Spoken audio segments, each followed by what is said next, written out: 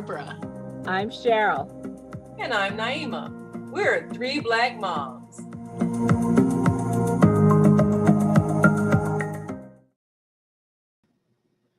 What kind of encouraging things are you saying to your children that is building them up and building their self-esteem?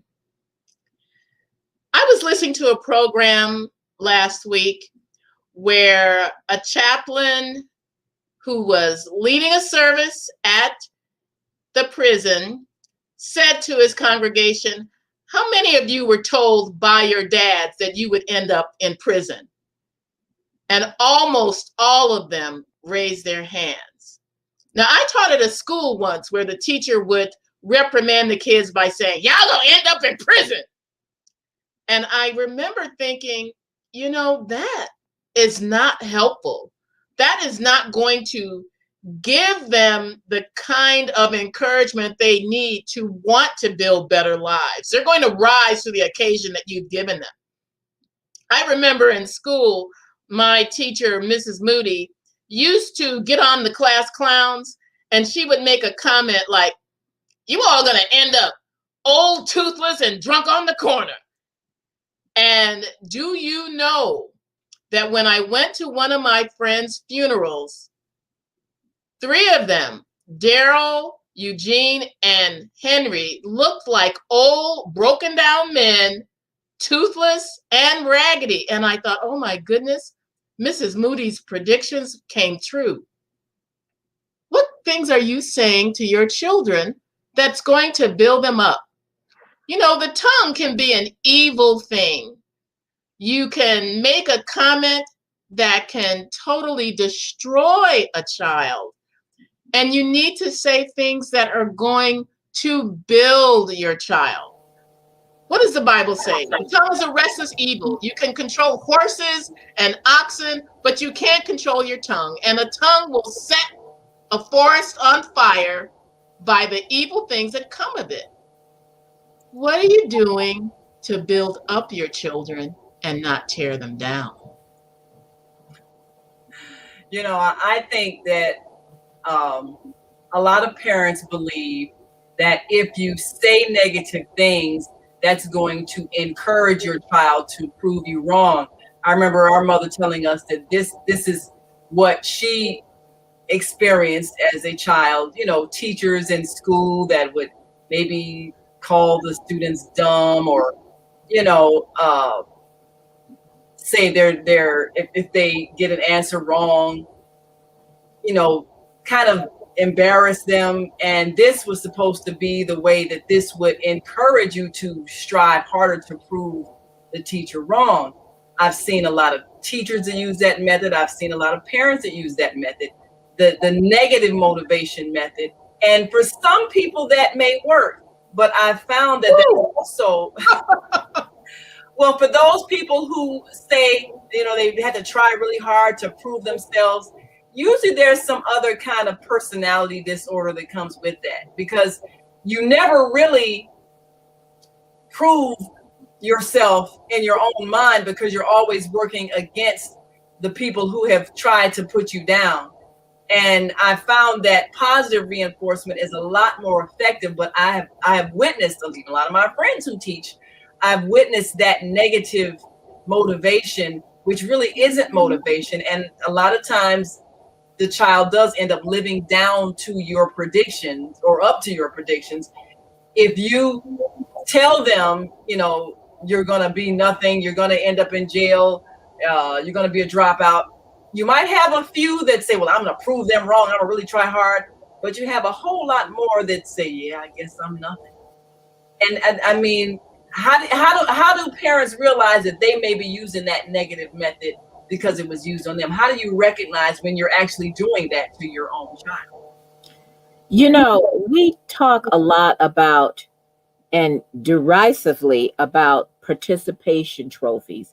Every kid gets a trophy just for showing up, and how we need to do more to make sure that people earn, whatever they're given. The one thing you do not need to earn is your parents' love and support. Your parents brought you into this world either by birth, by adoption, accepting you into guardianship, foster care, however your parent is parenting you. You deserve, by your existence, to be supported, loved, and believed in. And that is just part of being a parent. And in our culture, we tend to revisit our trauma, and we have been traumatized for 400 years, but we revisit our trauma on our own children. And we don't tell them, you are my gift from God. You are my hope for the future. The reason why enslaved people could continue to have their children, even if they didn't know if they would be able to raise them, was because that was the hope that someday we would be free. That someday came when we got a Black woman as our first lady who came from enslaved people. And we need to remember that encouraging our children is what motivates them, not discouraging them by telling them they're stupid, they're ugly, they're worthless, they're going to end up in jail, they're bad. I remember there was once a woman who came who was there with her husband, who was fixing something in my mother's house. And the little boy was, I want to say 2.5, maybe. And the young mother kept saying, well, he's bad. And I says, please don't say that. He's not bad. He is age appropriately curious. And he is showing that he is intelligent because he is curious of his surroundings. So don't tell him he's being bad. And that's what we tell our children. We tell our children when they are being appropriately curious, when they are having an appropriate meltdown, that they're being bad. They're being children. And we need to remember that our children are precious. And that's the thing, is that we have to get out of that slave mentality of denigrating our children and into that slave mentality of, you are our hope for our future, that one day we will be free. I remember, and I'm going to mention my favorite television show, FBI, and there was an episode where one of the main characters was tasked to be an undercover and pose as someone else because he was Egyptian and all this stuff. And the person who was supposed to be helping him had been one of his teachers and had denigrated him the whole time, telling him he was going to get his partner killed. And the character and the actor, Ezekiel Zaki, who is a Muslim American, and he is Egyptian American, had said at this time, why did you ride me so hard? Well, this man had seen something special in him, and he wanted to make him prove himself. So he kept telling him, you need to quit. And the man told him, that didn't work with my own son either. And he didn't have any relationship with his son because he used that method of negative encouragement.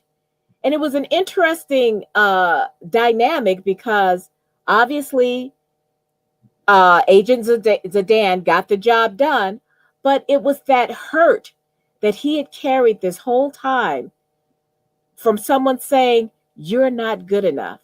Stop telling our kids you're not good enough. They're not just good enough, they're everything. Yes. I think that the most important thing for parents to do, as you said, Cheryl, to move out of that kind of negative reinforcement that was visited on us, other people, over time. There's an article in this month's Parents Magazine about how to encourage your child through difficulties, through them just learning things, through their natural curiosity, and how to embellish the strengths they have. One of the examples they gave was that when your child is having a hard time doing something, they're struggling with it, use that occasion to remind them of some effort they made in something else in which they succeeded. Don't say, oh, you can't do that and that's no good and blah, blah, blah, blah. Say something that is going to reinforce their strengths, that they're trying to accomplish something. And it could be anything from a homework problem to putting together a puzzle. I don't know where that attitude came from, that if you say something bad about your kid, that's going to make them want to prove themselves. It's just going to beat them down. That's what people do when they're putting someone else in bondage. That's what bullies do. You know, you say the mean thing, you say the awful thing, and instead of the person thinking, oh, I'm going to prove to you that I'm not like that, something in them is broken. You know, a bruised reed he will not break. You know, that's from Isaiah, talking about God who will restore a person. If you are bruised, you are not going to be broken. That little light is going to be given more fire to help them along. And if you are a parent who is used to using that kind of method, change your mind about that. Say something kind to your child that is going to encourage them, that it's going to build them up. Because if you don't do it, who will? I hear a lot of parents that use that negative encouragement or just really hostile language. And even when you try to correct them, like you did with the lady that called her son bad, I do that all the time. Yeah. Even after I've done it, the parents will still, yeah, he's still bad.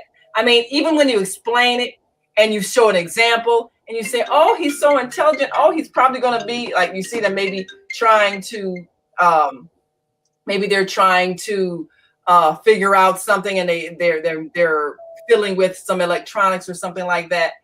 And so the parent will say something like, oh, you're so bad. And if I say something like, oh, he's really intelligent. Oh, he's probably going to be an engineer. I see he's trying to take apart that radio. You know, I try to set the example. And even after that, the parent will still go back and reinforce the negative. And it's the hardest thing to get them to hear you and consciously change the habit, because that's the only thing they know. And sometimes it's frustrating because you don't want to reprimand a parent in front of their child, but at the same time you want to say, would you just stop? You know, I know. I'm trying to show you how to do this. Yeah.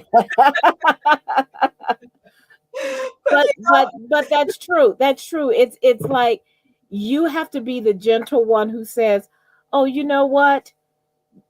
You may think of this as bad, but I see a light in this person. I see curiosity. I see intelligent reasoning. I see potential. Neil deGrasse Tyson has done that, and we know who he is. He's an astrophysicist. He's brilliant, and he had talked about children, like spilling things or fight. Well, they're learning about gravity or making noise. They're learning about these things, and he couched it in a way of, you are curious about the world and you have a theory, and now you're proving it. And it's interesting because one of the more intelligent people on the planet doesn't see this as bad behavior. So why are we seeing it as bad behavior? And it's very frustrating to see that, but we all know hurt people hurt people. And we are traumatized, and we have been traumatized. And for all the things that we grew up in, I try to do totally different. We didn't grow up hearing I love you. There's not a day that goes by that my daughter doesn't hear I love you. There's not a day that goes by that she doesn't say I love you. Because it's important to hear. Yeah, when we grew up, the idea of parenting was just parenting. you weren't your kid's friend, you weren't their confidant, you were just their parent. Right. Well, I'm not going to be my daughter's friend. I'm not. But we are friendly. She is an adult now, so we can be friendlier. I'm always going to be her mom, but I'm not the mom of a 6-year-old. I'm the mom of a 22-year-old, so we can have adult conversations. Yeah. We can have adult adventures together. Right. And we can express that love, because I will tell her, and maybe that's wrong, but I will tell her, you are the center of my universe. You know, it's important for our children to know that they matter. They're important. I think it's important to say those things that maybe we didn't hear, but also I think it's important to set the example for, because you never know who's watching you when you interact with your child, even out in public. Of course, now, like you say, our children are grown, so there's a different kind of interaction. But I do remember, like, when Zakiya was she was very young. I think we had a party at the house. Matter of fact, we had somebody's wedding at our house, and we were cleaning up afterwards. And I'm running the vacuum, and some of the people stand around, they help and do the dishes and stuff like that. And I'm running the vacuum, and the kids, keep trying to grab the vacuum and everything. And, she's running in between and so forth. And I said, "Oh, you want to help?" And so, one of my friends said, "Oh, wow, that's really interesting how you did that." And I'd have been saying, "Would you get out of the way?" So, there is a moment when you have to rethink that. And I think part of the reason that young parents have a hard time maybe with toddlers, they were not, or older children, they were not trained in that way. And I think there are a lot of resources that are available to young parents to learn other methods of redirecting your child, of encouraging your child, because there's way too much of that. I know for myself, I tried to be extremely encouraging to my children when they were younger, because I know the hurt that comes from being told things like, the older you get, the stupider you get, use your head for something besides a hat rack. I mean, these things are laughable when you look back at them, but at the time, they're kind of painful to hear that kind of stuff. Yes. And it doesn't really help your child build confidence in themselves and their own abilities. I think a lot of young parents learn by seeing older parents exhibit good encouragement skills. Sometimes these are things you may learn in some kind of parental training, and they have those things available. You can go on YouTube for anything. Look that up. How do I encourage my child? And you will find all kinds of methods that will give you skills and steps to move away from negative reinforcement, which isn't reinforcement at all. Really, it is damaging behavior. It is damaging. It's a damaging way to try to teach your child to do better, learn better, and have confidence in themselves. And if you want something that's more centered around, Black families, because there are some things that we do that are different. Some good, not bad. I'm not sure if the name of the book is Raising Black Children or if it's about Black parenting, but the author is my daughter's former first pediatrician, and her name is Anne, Anne Beal, Beal, and she wrote a book about Black parenting. I encourage anyone, I went and bought it. I encourage anyone to go out and find it. You could probably find it on Amazon, like the rest of the world is on Amazon, or find it somewhere. Maybe it's in a independent bookstore, always good. But, there are resources for us, because we have our own way of doing things. We've talked about corporal punishment on here, but a lot of the things that we do, there are just a lot of negativity that have been visited upon us. The whole thing, get any of us in a room, and Black women can talk about the torture of getting our hair done when we were little. Even my daughter can talk about that, even though I tried not to be torturous because she's tender-headed like me. So there is a lot of things that we do that we don't necessarily think of as triggering, but they are triggering. And if you tell a child that they're stupid when they're little, or they can't get anything right, or what's wrong with you, or all those kinds of things, you're only extending the trauma that has been passed down. Yeah. You're passing down that trauma instead of saying, you know what?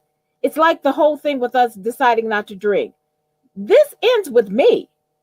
This cycle of alcoholism ends with me. This cycle of psychological trauma ends with me. This cycle of saying, you know, the older you get, the stupider you get, or not saying I love you. This ends with me. I'm going to be the parent that I wished I had. Right. And I have a lot of people who talk about, you know, older and, you know,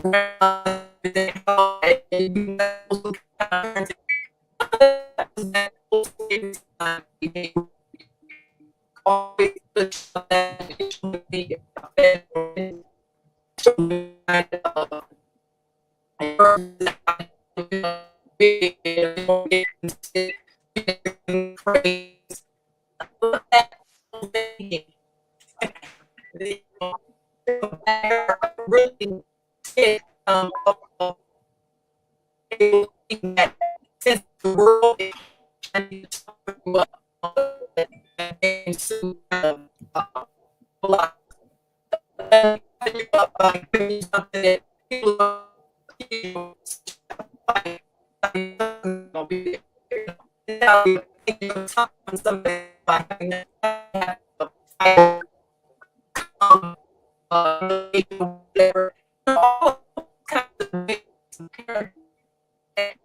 we didn't work so maybe our parents they strong, you know, didn't know how to expression.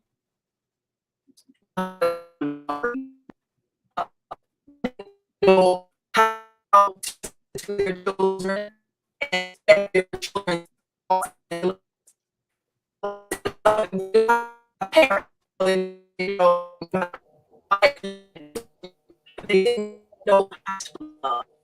And this is a lot of our are still existing. We're still dead. Low self-esteem.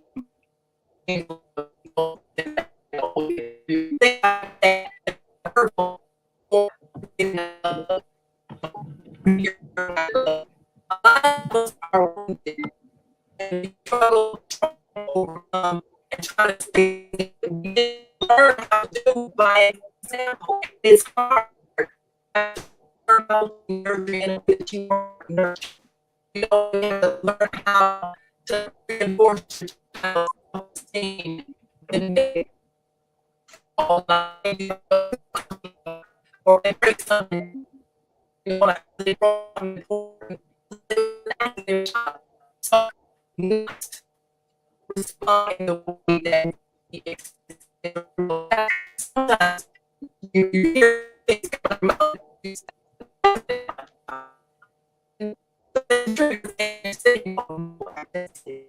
So we always hear ourselves and see ourselves and I'll speak and explain how I feel about what we are doing.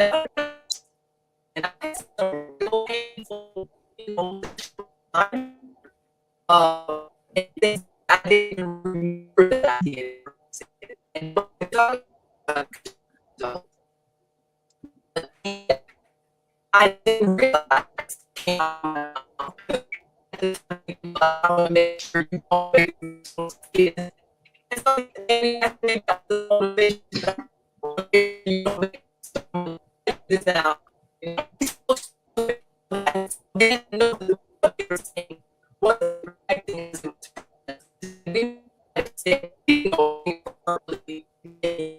so all the time really are the so that becomes a good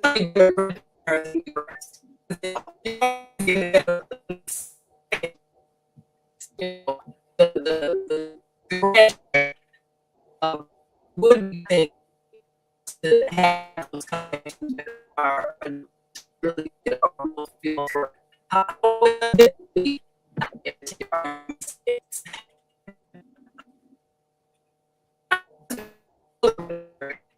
just they can be aware, and then even more aware, so they keep asking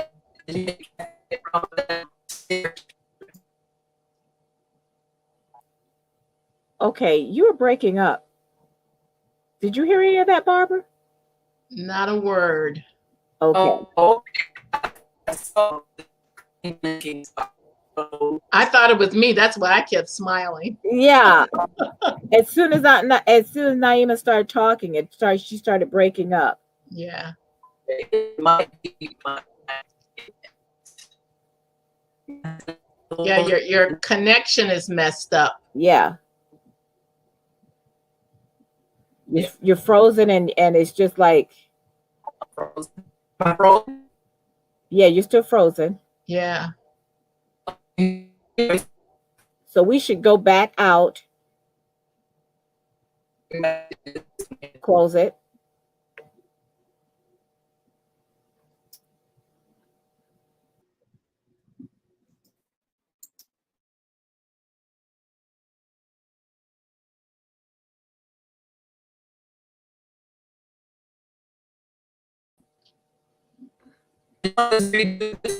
Nope. You're still bad. Yeah.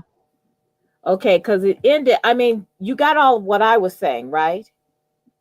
Yeah. Okay, so what we need to do is go back out, and then maybe you can pick it up after I speak and say what you were saying, Naima, because that's when it's just your connection. Mine and Barbara's are fine. Like, we can't even hear you. Yeah. Your whole thing where you were talking was totally illegible. Could not be understood. Right. It was garbled.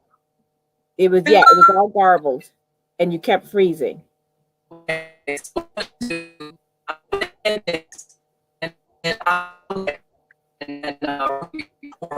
Still can't hear you. You're still frozen.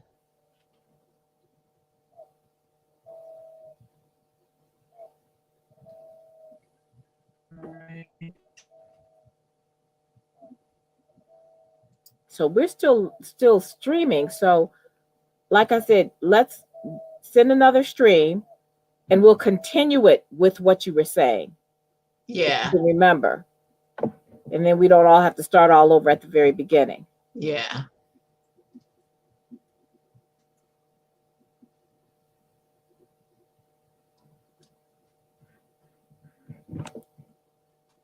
You want to take us out? So we should. I'm thinking we should leave. Okay. Okay.